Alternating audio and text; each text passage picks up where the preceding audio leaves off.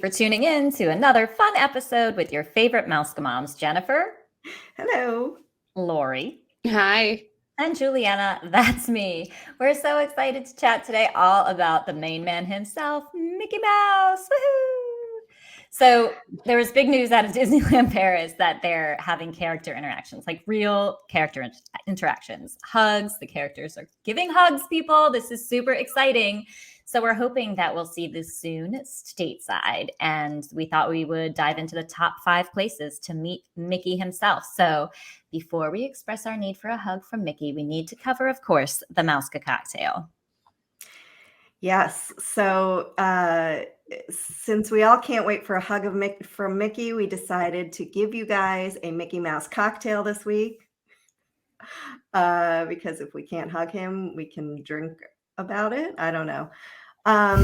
So this is a adorable Mickey Mouse cocktail that you can make yourself at home. And the reason it is a Mickey Mouse cocktail is because of the colors, but also because you can decorate your little glass to look like Mickey. But it is the Mickey Mouse cocktail. We have vodka, white chocolate liqueur, Oreo cookies, and vanilla ice cream with whipped cream, a cherry, and Oreos. So you have the classic black, white, and red colors from Mickey. You put your Oreos into the base of a jar, you add the vodka, you muddle everything well, you shake it, you let it sit for a couple minutes. And then this becomes Oreo infused vodka. I mean, what's bad about that? You put it into the blender, add your white chocolate liqueur, vanilla ice cream, you blend it until smooth, you pour it into a hurricane glass, you top it with the whipped cream, garnish with the 2 Oreos like Mickey's ears and a cherry to form his little nose, I guess. And then, of course, you drink it responsibly while you think about Mickey. While you make your Disney vacation plans, right? Yeah, even better. When I initially saw this recipe, I was like, oh, it's sad. But I was like, this is what I would serve for a first birthday party to the adults. Yes, I want that invitation. That's good because nobody wants to go to a kid's first birthday party. Well, first birthday parties are... Yeah, they're not for children. They're for the adults. The child doesn't remember the first birthday party. It's for the adults. You survived. And now the adults won't remember it either. Exactly. I love this though, because this is like basically a cookies and cream milkshake with booze, but every like Oreo chunk that you get is going to have vodka soaked into it. It's beautiful. Is that bad? Yeah, right. No, I love this idea. I'm going to make this. I'm totally going to make this. I am too. I can see myself sitting poolside this summer with a Mickey Mouse cocktail. I say it looks awesome. So now this is a fun one. And if somebody actually makes this, can you please post a picture? Because I would like to see. Oh, I'm posting it. Okay. Thirsty Thursday. Okay. You need to figure out, you can make it mini too, I guess. You could just find something for a bow. Licorice. You can tie one of those licorice strings into a cherry stem. Use the cherry, use the stem as the bow. All right. All right. So let's get into our top 5 places to see Mickey at Walt Disney World. So a huge part of visiting Walt Disney World is to meet our favorite characters in person. And of course, meeting Mickey Mouse. So we picked kind of the top 5 places that you can meet Mickey right now. So we did a combination of dining / parades / actually meeting him. And more intimate setting. So first one, Tusker House at Animal Kingdom. I have to admit, I have not been there. I finally have reservations to go in 2 weeks. Finally. But it's super cute. I'm glad that this one is back because so many people rush to do Topolino's and Chef Mickey, and I think this is a great alternative. It has good food. I think Topolino's is great, but I often suggest this one because Topolino's can be hard to get. And I prefer it myself over Chef Mickey's, to be honest. And I've never had anyone come back saying, yeah, I wish we had gone elsewhere to meet Mickey. It's a really popular one. And also I like that it's in Animal Kingdom because for me, it is a little bit of a slower paced park. So I don't really mind taking time out of the middle of my day. I really love this for lunch because it gets hot over there. So if you can do a late lunch and just chill it doesn't feel, I never have that feeling of, oh, I got to get back out there. It's just, I don't know. I love this one. I really do. The other cute thing about this one is that Mickey's in his little safari outfit, I was which gonna is say, really cute. I love the different outfits, and this has been one I've wanted to go because of that. Just to see him in all the different outfits. And this one also right now is doing breakfast, lunch, and dinner, which is great because not a lot of the character restaurants are doing all three. And then they have pre-park opening breakfast times. Yes. Yeah, we actually got one. Is really cool. So I want to, right. So the trick, right? You want to get a if you can do this, then you're in the park before everybody else, and it's great, right? Yes. And a lot of the restaurants had not until recently brought that back, brought the early breakfasts back. So and I like that Mickey brings his friends to this one because it's not just Mickey running around. He needs his safari buddies. So it's actually Donald's. It is. Meal, it's actually called Donald's, but Mickey is always there. But Mickey's a friend. Donald is always fun. Goofy is usually there, right? I think so. Now I don't remember. There's no guarantees other than that you're going to get Donald Duck. Let's tell the whole truth as we know it, right? But it always includes Mickey and Minnie too. I was just gonna say, I think the guarantee would be Mickey at that point too, because that would be an uproar at that point. Right. So I don't know of anyone being like, Mickey didn't come to Tusker House. No, that just isn't gonna happen. No. So I think the ones that switch out though are whether or not you get Daisy, Goofy, or Pluto. Yeah. And I think that can change. I think you're right, but it's super cute. Great option. It is. It's a great option. The one thing I will say, I've had a lot of people fight against this one because they are like, oh, well, it has African fair food in it. And my kids are picky. And I'm like, if you're doing a breakfast, it's a breakfast. You're getting waffles. You're getting eggs. Right. You're getting bacon. That's like, true there's too. no ifs, ands, or buts about it. Like you're still getting main staples in all the meals. I personally like it because then they do have different kind of options that may be in the more African fare type of food in which my kids get to try that. And if they don't like it, great, go get yourself a Mickey waffle.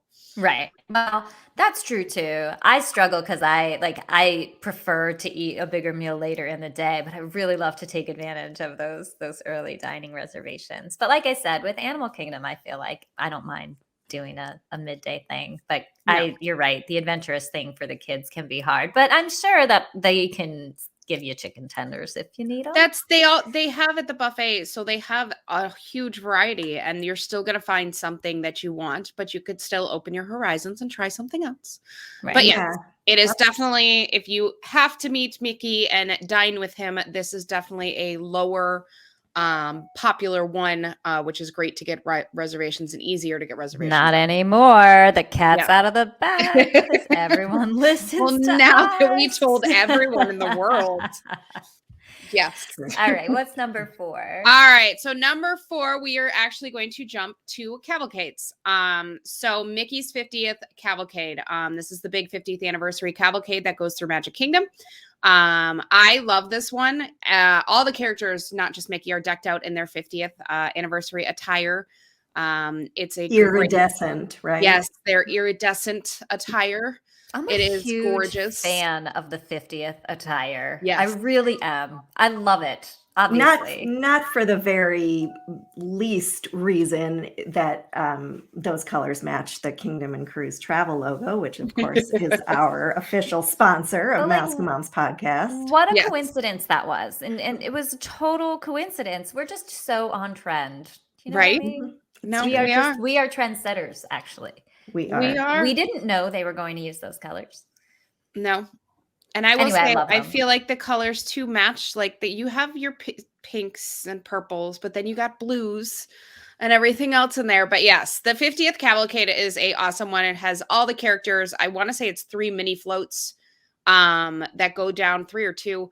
Best place to watch it is in front of the castle because, of course, then you can get the pictures of Mickey in his 50th cavalcade in front of the castle, decorated out for the 50th. Yeah, and the beauty of the cavalcades is they're really not crowded. They're just sort of they feel spontaneous, even though they are scheduled, and you don't have to line up an hour ahead of time to see one. So you can get that picture you hoped for Yes, you can. And I will say now that they used to not be scheduled. Now you can find a schedule for these.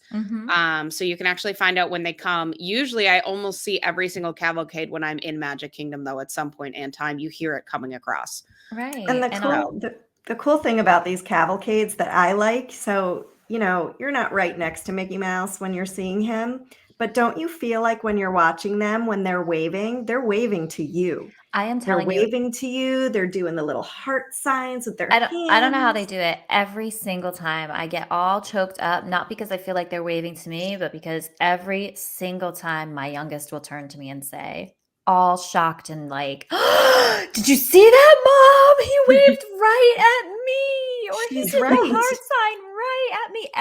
Every single time we see a parade or cavalcade. It's magic. True. And I was saying the cavalcades too. I think the reason everybody feels that way is because there's less people. It's not your typical fantasy parade that they're bringing back. This is smaller, so you don't have the crowds that are lining up.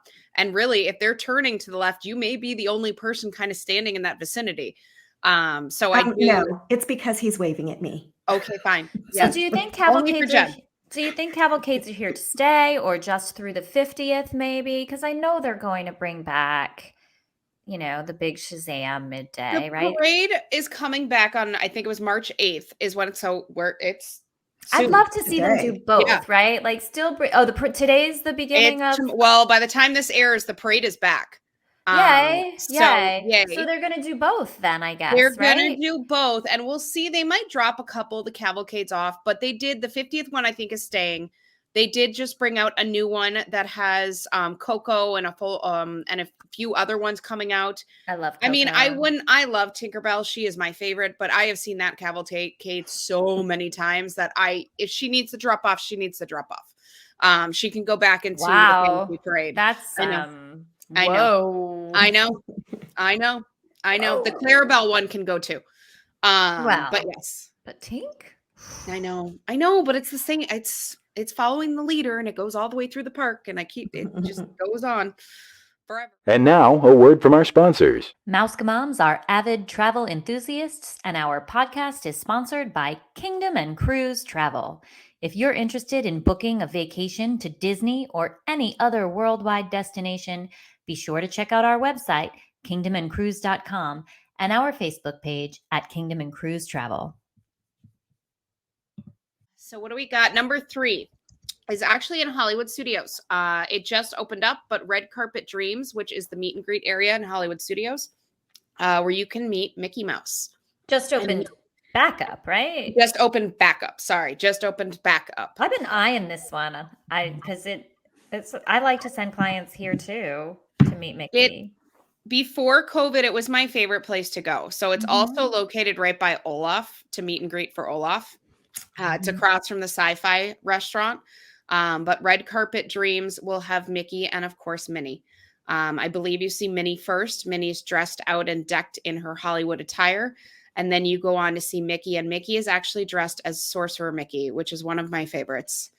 It is. And it's an unusual outfit to find him in. He's usually like in his pants and blazer in different colors throughout the parks, but Sorcerer Mickey, it's cool. Sorcerer Mickey is my absolute favorite of all Mickey outfits that ever were and ever will be. It's a good one, and I love the back. So the room that he's into is all decorated, like the Sorcerer Mickey theme, and it's really cool. The kids really, really like it. I haven't seen that one in a really long time. It's been a long time. I know it. So it just opened back up. But yes, this one is a really cool one. Hollywood Studios is so busy right now, and everyone's concentrating on Star Wars, and they're concentrating on Toy Story, that these lines haven't been that bad. That's good. So that's good. A great way to meet Mickey. Yes. Well, I think that's what bumps it up into the number 3 position, is that it is in Hollywood Studios and it's not one of the headliner situations that you're waiting a really long time for. Yes. All right. So number 2 we have, which is one of our favorite places, is Topolino's for breakfast. One of the harder reservations to get, but you have Mickey and his friends that come They are dressed up in Riviera. It is artist French Riviera attire. So Mickey is actually an artist. It is adorable. And not to mention the food and the drinks are fantastic, which I feel just adds more to Mickey. Yeah, these are my favorite costumes. Yeah, I like the them a artist lot. ones. They're so charming. And They're each very one is a unique. different kind of artist. Like I think Mickey's a painter, right? Mickey's a painter, and I think Daisy's a ballerina. Yeah. Yeah. Minnie's just Minnie. She's just the Minnie. Woman of the French Riviera, and I think you have Donald as a sculptor. Yes, they're just so Minnie. cute. Yeah, Minnie's just the French Riviera. Yeah, fashionista. That's what her game plan is there. But yeah, Topolino's. They're stopping now, not fully, but they're kind of lining up. So if your child can stand up and leave the table, they can leave and stand in front of Mickey. They still are keeping that 6 feet distance currently, which we're hoping will change. But we were at least able to get pictures of the kids kind of all three lined up with Mickey, Minnie, and Donald kind of all behind. So that part is really nice. They have a whole, I think kind of like Chef Mickey's, but they have a whole dancing sequence too, where all 4 of them come out. And Donald has moves, man. He does. He likes to shake his tail feathers. He shakes that tail feather. Daisy shakes the tail feather. I have to say those two have the best dance moves when it comes to character dining. Speaking of which, I know that we're talking about meeting Mickey, but if you can get close to these guys anytime soon and you do meet Daisy and Donald, you actually do need to ask them to shake their tail feathers with you, because they will, and it's the cutest picture you'll ever get. It's one of my most cherished photos with my kids, but that's a whole nother podcast of how to get cute interactions with different characters. So what's number 1? All right. So number 1 is the classic. So at Town Square, Mickey Mouse at Magic Kingdom. So if you are entering into Magic Kingdom, going underneath the railway on your right-hand side is Town Square, and you can actually go meet Mickey Mouse. Mickey is dressed in whatever they are currently celebrating. So right now, of course, he's dressed in his full 50th celebration attire. And they switch it depending on what's going on in Walt Disney World, but this is the classic one. This is, it's amazing. These interactions are completely different than dining. You go in one family at a time. He can actually spend time with your kids. We just went in January, and he literally played hide and go seek with Logan for probably 2, 3, 4 minutes, where they were just going back and forth, playing hide and go seek. So even with that 6 feet distance, because there is a red rope going across, there was still a lot of interactions going on. Logan was using my leg as, his hiding spot, but Mickey was playing along. So it was, I think this is the number 1. This is the classic where you meet Mickey. It is. And I love the location also with the town square, and it's right there. And they take you into, you're there. There's nobody else sort of breathing down your back, and it's just your private moment with Mickey, which is really nice. It is. Yeah. And it's, if things start to change, this is where you really have the interactions where you can go up. The kids can give Mickey a hug. They can, hopefully that comes back. I will be standing and pushing my kids out of the way to get the hug first, and then they can continue on. Don't mess with Lori. Yeah, don't do it. I'm dead. That has been one thing that I have been waiting to come back, where if I can hug Mickey, I am set to go. Yeah. You can call me weird. It's fine. Oh God, she's crying. She's getting choked up. So what will be the first thing that you'll say to Mickey when you get to hug him? I want a hug. Well, while you're hugging him. I've missed you. I've missed you. Yeah. Aww. Right? What else would you say? That's pretty much it. Yeah. You're not going to play hide and seek with Mickey Mouse? Yeah, I'm good. I want my hug, and then, I have to act like the mom and the adults, and the children can go in then. That's fine. I've missed you, Mickey. I guess it's the kids' turn now. Right? Yeah, I guess. See, I've kind of enjoyed the drive-bys. I just want to sort of take a I do selfie. like the drive-bys for most characters, but I do feel to be perfectly honest, I don't miss during character dining the characters stopping at your table. I don't miss that because I feel like I get to see them and then they move on right now the way things are, and like my kids can still eat and it's not this prolonged process. But I feel like with these character meet and greets coming back, that's when you have the actual quality time with the characters. Right. And Well, so- yeah, I love them stopping by the table. I really do, but it's not the same kind of interaction as you get. Mine is more like the meaning behind it. Like, that's kind of the last step. You've got the rides have opened, the park has opened, Yes. dining has come back. You're allowed to take your mask off outside. Now you're allowed to take your mask off inside. The last step that we're waiting for is the 6 feet. And to me, that's the last one. Like, if that comes, then I'm like, oh, thank you. And we're done. I know. And I have so much to say about that. First is like, I don't get why it's still a thing. Because I just don't. Like, I'm still hearing fill in all available spaces for every ride. I don't really understand. I don't understand how Disneyland Paris got there before Walt Disney World. Well, I guess it must be local regulations, but then Florida again, has no regulations. in Florida, yeah, and one of the other conversations that we were having when we were planning this podcast is that yes, first was brought to our attention because of what's going on in Paris, but the other thing is all these pictures coming out off of the Galactic Star Cruiser where it's very heavy into the role playing and all that kind of stuff with a lot of cast member actors playing the parts of these Star Wars characters. There is no masking and there is no distancing either. Yeah. So why is it okay? Interesting. In space? Because they're in space. There's They're no in space. COVID in There's space. no COVID there. But that's a really good point, more so than the Disneyland Paris one, because someone corrects me if I'm wrong, but I think you have to have a vaccine passport to get into Disneyland Paris. So I'm not sure. So I think but you have to have a vaccine passport to get in anywhere in Paris at this point. So that might be why they got there before Disney World. But you do not have to have a proof of vaccine or even for a vaccine Star Cruiser. For Star Cruiser. That's why I think it's a more valid comparison. It's just, we will wait and see. At some point, this is, hopefully going to come. But to me, that's the last hurdle. Once we're done, and if they just will bring back the other character dinings. Well, yeah. So, I think the final hurdle is going to be staffing all the things we want them to staff and staffing them to the level of service that we all expect from Disney.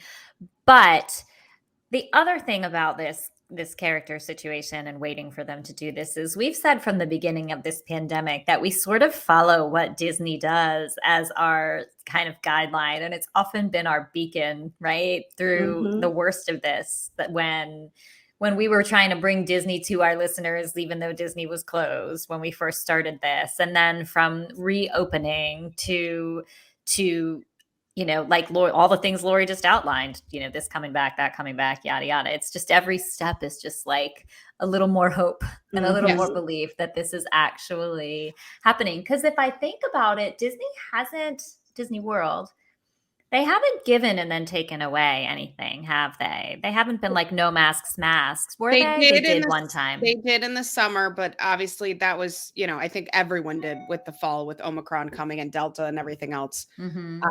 So they did a bit there at that point. But I think at this point, you have vaccinations, you have union agreements that have been met, and that might be one of the things holding it back right now. And well, yes, I think you're right. And I think that's also one of the reasons why they never took a step backward. I'm not sure they would have been able to furlough people a second time. Yes. But nevertheless, a beacon of hope for me. Yes.